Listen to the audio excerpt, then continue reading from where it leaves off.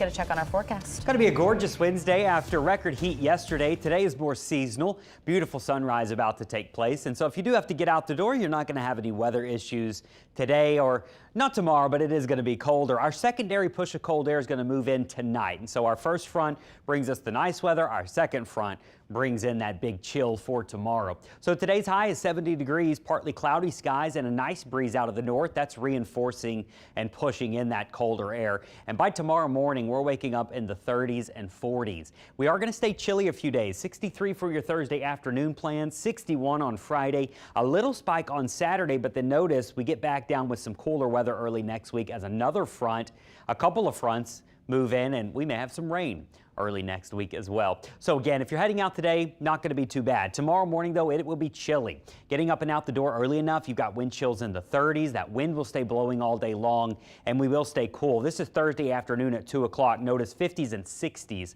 across the region. As we head into Friday morning, even colder. I've got 20s and 30s for wind chills, and I've got 30s and 40s south of the lake. So it is going to be quite chilly there Friday, and we'll struggle to get out of the 50s on Friday. Now this weekend, if you're heading home or back to wherever you're going, it could have a little dicey situation with travel. Now I think Saturday in the plains is where we have active weather. Sunday, one of the busier days for travel, you can see we've got an East Coast storm, some snow up into the Great Lakes, some snow up into New England, probably rain for New York and those bigger cities, and then down here, we've also got a chance for rain on Sunday, and that's the first of a series of storm systems. So early next week, looks like we could have a couple rounds of some soaking rains. So here's Saturday. There's the rain to our west through the plains, snow up around Chicago on Saturday, maybe some bigger snow up there. Watch this front move in on Sunday. Now that front's going to move in and begin to stall out. So Sunday during the day, we don't know the exact timing, but we probably have some rain.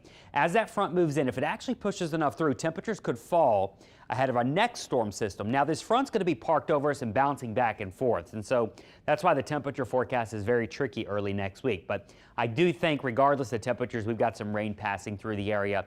That's our second one coming in at some point Monday, maybe lingering into Tuesday. So we are going to watch it closely. We do need the rain. We could see some good soaking rains here. I'm thinking 2 to maybe 4 inches is on the table for South Louisiana early next week. We need it. Our 7-day forecast, though, luckily going to be great here for your Thanksgiving. 63 and sunny is going to be great with a little breeze out of the north. 61 on Friday, and then for those weekend plans, Saturday's the best day here. Sunday could be rainy at times. Temperatures may be all over the place early next week. So see that 69 and those 259s? Take those with a grain of salt. That stalled front makes for a tricky temperature forecast. Our marine forecast, small craft advisories in effect the next few days as things remain choppy. The north wind could gust over 20 knots at times. Your high tides, those were earlier this morning, and your low tides will happen during the early afternoon.